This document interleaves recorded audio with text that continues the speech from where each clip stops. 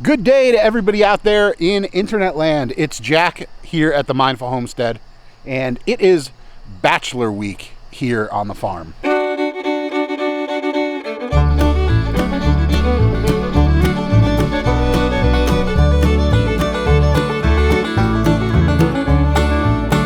First things first, I just want to say thank you to everybody out there who showed a ton of support on that last video that I did. If you didn't already see it, I'll link it up in the corner. But the short story is I quit my job. That was a super demanding yet high-paying sales job, and I went to work at a local farm store for less than I was making before, but a way better quality of life for me, Jackie, and Emma. It was just going to put me home way more often, and it's just a better arrangement. So that was linked up in the corner. If you haven't already seen it, go check it out. Now we'll get into talking about this Bachelor Week thing. Earlier today, Jackie left to go up to her family's camp up in northern Vermont. Originally, we had both planned to take this time off, but with me starting my new job, I wasn't able to get the time off that I needed, and rather than scrap the whole thing, she just decided she was gonna go up with Emma, and her mom was gonna go up with her, and I think her sister was gonna go up for a little bit too. So they're having a girls' weekend up at the lake, and I am down here at the homestead, left to my own devices. And while for most guys that would mean that I'm gonna invite a bunch of the boys over and maybe crack a few beers and grill a few dogs or burgers or something like that, we have a farm. And that means for us, rather than slack off and do nothing for this week, I'm building a chicken tractor. So this is John Suscovich's book, Stress-Free Chicken Tractor Plans. It's a second edition. If you haven't already read it, and you're planning on building a chicken tractor anytime in the near future, I would pick it up. We'll put a link down in the description below for you to go grab it off Amazon. John's an awesome guy. He's come up with a really simple set of plans. The hardest part of this whole thing is cutting half lap joints, and he's actually designed it so that you don't need to cut those half laps, but they do make the chicken tractor way stronger. So what I'm gonna do in today's video is I'm gonna cut a bunch of the lumber to size. I'm not gonna get the whole thing built today, but I'm gonna work on cutting the lumber to size for this thing, and I'm gonna show you a simple way how to do the half lap joints. He talks about it in the book. He does an okay job of describing it, but I think a lot of people get way more, I don't know the word I'm looking for. They get way more into their heads on cutting half laps than it needs to be. Virtually any circular saw, cordless circular saw, whether it's DeWalt, Makita, whatever, Ryobi, they have the ability to cut these half lap joints really easily. So what I'm gonna do is get all my pieces cut, and then I'm gonna take a little bit of time just to show you the way that I cut these half laps. That way you can see them in person, and maybe it'll help quell a little bit of the fears that you may have reading through the book and not necessarily understanding what a half lap is or how to go about cutting it, because it's really not that big of a deal. So I'm gonna go inside, I'm gonna get the tripod, and I'll get the lumber out, and we'll get to cutting.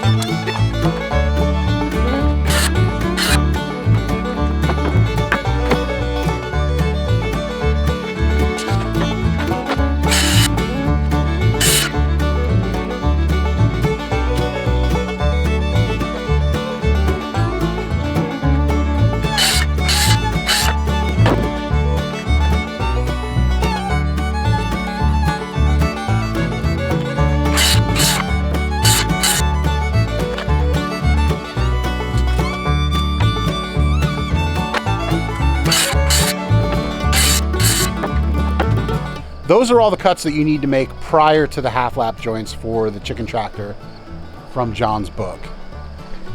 You've got a couple of 10-footers over here that you don't cut at all. Those are all the cuts on the 2x4s and 1x4s. And then you've got your super long bottom pieces over here. Down there is all the scrap that you have. So pretty awesome. You're not really wasting any wood on this. The nice thing about John's plans is that he definitely optimized the wood that you buy for the cuts that you have to make. So, you know, you're not worrying about buying too much wood and having a lot of scrap left over. He really figured it out, and it makes it nice. So just another reason to buy the book. So the idea behind cutting a half lap joint is that you're going to cut away half of the material of the 2x4 in a notch, so that when you notch a piece like this, and then you cut out the notch here. The two pieces will fit together. They'll remain the same overall width of a 2x4, but they'll actually be notched and set into each other. You're gonna glue and screw these joints, and it makes for a very strong joint, but still maintains a low profile. And it's gonna be easy to mount your hardware cloth too, because there's not gonna be a bump that you have to go over. It's just gonna remain flat. So, the easiest way to do this is to use your standard circular saw. So since a 2x4 is actually 1.5 inches thick, it's not actually 2 inches thick, it's 1.5 inches thick. To take out half the material, what you're gonna do is adjust your circular saw to a depth of 3/4. And that way, when we're making these cuts, it's not gonna cut all the way through the 2x4, it's gonna cut down. So first things first, you're gonna set your depth to 3/4.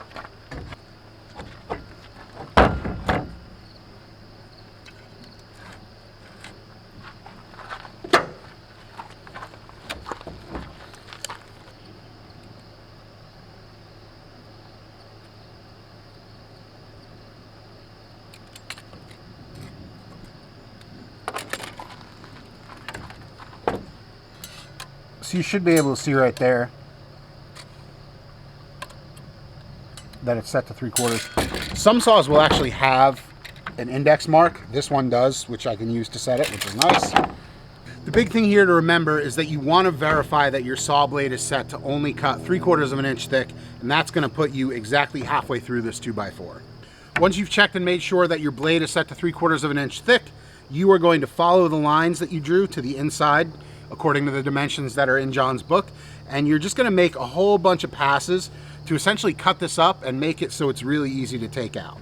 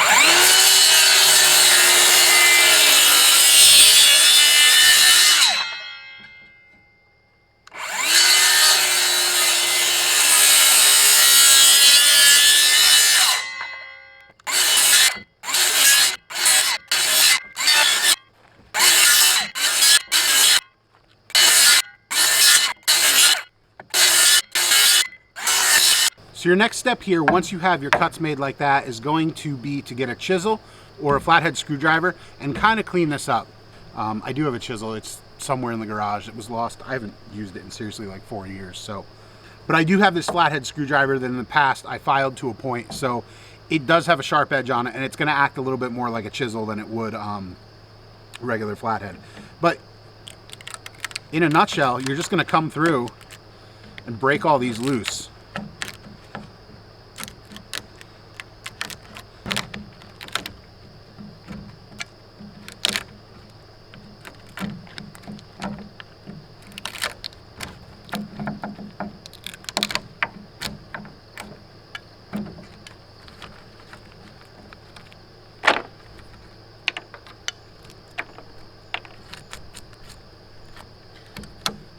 And that's it. That's 90% of your half lap done.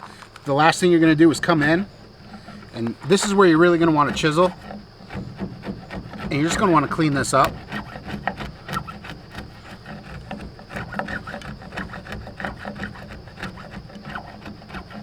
Kenny from Life on Beagle Road is watching this right now and totally cringing at me for doing it this way. So there you go. That's your process of cutting a half lap. So I've got this piece right here. This is piece A on John's charts. I already cut the lap joint in this, and you can see it's not perfect, but it's a chicken tractor, so it's not like it really matters if everything is spot on. So this is what they're gonna look like when they go together. Ideally, you want these joints a little bit snug because it's gonna reinforce the overall rigidity, but you're also going to be gluing and screwing this together. So like I said earlier, that's gonna provide a lot of, rigidity to it. So these two pieces fit together, and you can see here this is a lot smoother than if we were just going to take a piece of 2x4 and screw it like that. So this is going to make it a lot easier to attach our hardware cloth to this. We're not going to have to go up and over a big hump where another 2x4 was screwed to it. And it's also going to make the whole structure much more rigid. You can see this is hanging off right here, and you know, just the tension on the joint, I can wiggle it out if I need to, but just the tension of this joint by how it was constructed and the tolerances that I cut it to are enough to hold it in place. Hopefully for anybody that's in the process of building a Suscovich tractor, that clears up the idea of making lap joints. It's a little bit tough to see in the book how it actually is all going to work. The main thing is, though, you really want to just confirm that you have your blade depth set to 3/4 of an inch on your circular saw, and that you're using something that's sharp enough to get the bases of your lap joints relatively flat. They don't have to be perfect. Again, as John says in the book, it's a chicken tractor. So if you're off by 1/8 of an inch here or there, or you've got some lumps on there, you're putting glue in it, you're putting screws in it, it's going to bond together super tight, and it's just keeping chickens in. So I'm gonna get on that, but before I do, I wanna just give you guys a walk around the farm and show you a little update on how things are going and what's new, essentially. The garden is coming along really nicely. We've got a kind of sort of big issue with blight on the tomatoes. We get blight every year, so it always ends up becoming a race to harvest tomatoes before the plants end up dying. This year we planted all heirloom varieties, and I planted varieties that were supposed to have a pretty strong blight resistance. We planted Black Crim, Mr. Stripey, and Yellow Pear. They had a fairly strong resistance early on, but we're into kind of late blight season now. We've got actual tomatoes on the vines, and they're starting to suffer pretty heavily. We're going to get a yield off of them, but not as heavy as we got last year with the hybrid varieties that we planted. So these are our 2 Black Crims right here, and you can see right in this area and then over here, they're getting hit pretty hard with blight. We've got a lot of fruit on there. Those are maturing. We've actually got one inside that we already ate, and the fruit from them tastes awesome. We did a really good job this year of pruning these things pretty heavily to keep them up off the ground. We basically took off the first 2 feet of branches as the vines grew up. We were just cutting to make sure that nothing was near the ground and it wasn't going to pick up anything. And this is actually a virgin bed. We haven't planted tomatoes in this raised bed yet. So we were hoping we were going to get away without blight this year, because it ended our season last year. And you know, I guess the plus side to this is it's late enough in the year where we are going to get some tomatoes off of it. It's not an early blight where it kills everything off before it even has the chance to set fruit. So it's not the end of the world, but I think next year we're going to look for some more blight resistant varieties. If you have a favorite tomato variety, leave it down below in the comments, because I want to know what it is. Other than that, Swiss chard back there is still doing really good. Green beans down here are still doing really good. Our pepper plants are going absolutely crazy. We planted a habanero plant this year. I've only grown habaneros a few times in the past, and guys, I've never seen a pepper plant as prolific as this thing. It's got probably 30 habaneros on it right now, and each is about the size of 2 or 3 golf balls. I would say baseball, but it's not really baseball. Maybe racquetball size. They're about the size of a racquetball. You know what? Let me just show you. So this is our habanero plant, and as you can see, these things, there's tons of habaneros there. There's tons of habaneros here, and they're huge.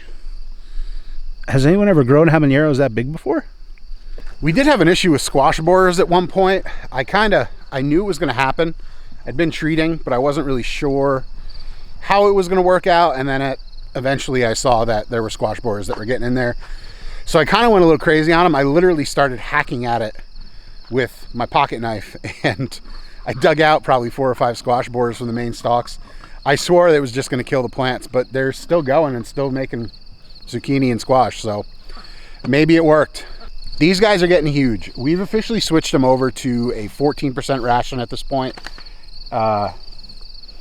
It's just a standard maintenance ration. We were giving them 16 before, and they're getting huge. And I don't want to saddle the people that have bought wholes and halves with 200-pound halves.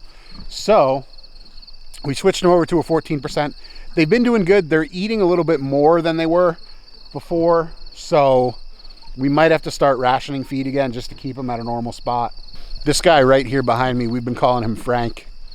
Which one? That one right there. he's got blue eyes. So Frank Sinatra, Frank. But otherwise, they're looking really good. They're on track. November 14th is when these guys go to freezer camp. We're using Dan Profit of Butcher Pete's Mobile Meats. Highly recommend him. You know, if you've never heard of him and you're in the New Hampshire area, he's booked solid for this year. But for next year, call him. He's your guy. He's definitely the one you want to work with. Other than that, there's not too much going on here on the homestead. Like I said, Jackie's gone for the week, so I'm just here bacheloring it up. I'm gonna hopefully get this chicken tractor done during the hours that I'm not working this week so that we can get the meat birds in there because they're getting pretty big. Of course, you guys filled your water with shavings already because I just filled it like an hour and a half ago. So these little guys are getting pretty big. This one is actually, wow, he's got a full crop on him. They're getting to the point where they're eating a lot. They're growing really fast.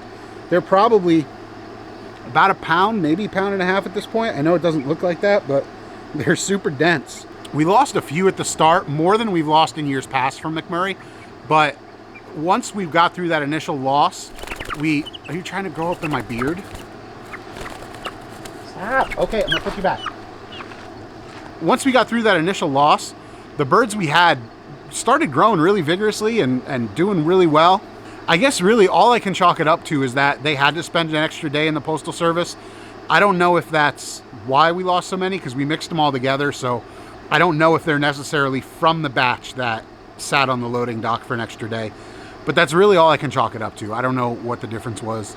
That's going to be it for this video, folks. Keep your eyes peeled for a giveaway that we're going to be running on our Instagram, Facebook, and YouTube. That's going to be going live Thursday. I haven't figured out the specific particulars of how we're going to run it. Smartro donated a pretty cool weather station to us. We've actually been looking at getting a small little weather station just to have in the house that could tell like inside, outside temperature and humidity and those things. We've been looking at getting one for a while, but haven't really just jumped on anything. And I was contacted by Smartro, who makes these things, and they said, hey, we'd like to send you one to test out and put on your channel, which I thought was pretty cool. One of the things I said, though, was that if they're going to send us one, I want to have one that we can give away to a fan. So we're going to be going over that on Thursday, in addition to other stuff. It's not going to be the only part of the video, so don't worry. But we're going to be talking a little bit about that thing on Thursday, and we're going to be talking about the giveaway. So you can maybe take one home as well and have a weather station for your homestead or house or wherever you live. As always, if there's any questions, make sure to leave them down in the comments below. We'll get back to them as soon as we can. Otherwise, thanks for watching and have a great day, guys. Bye.